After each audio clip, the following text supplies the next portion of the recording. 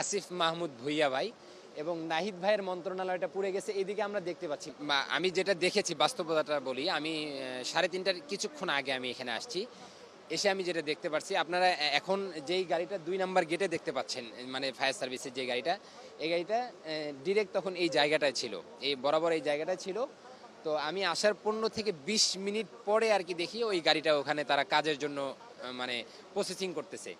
তো এই একটা বিষয় তাদের দুর্বলতা হয়তো বা থাকতে পারে। এই বিষয় নিয়ে আমি বলবো না, এই কারণে বলবো না কারণ আমি তো ওই বিষয় নিয়ে কাজ করি না। তো তাদের হয়তো দুর্বলতার কারণে তাদের কাজটা শুরু করতে দেরি হয়েছে। আর আমি আসার পরে যেটা শুনতে পেরেছি, এখানে 18টা ইউনিট কাজ করছে। আপনারা হয়তো দেখতে পাচ্ছেন এখানে 18টা ইউনিটের বাদবাকি জি, আমি এখন তাদেরকে জিজ্ঞাসা করিনি। আমি যখন আসছি আমি তখন শুনছি আপনার 16টা, এরপরে শুনছি হচ্ছে 18টা।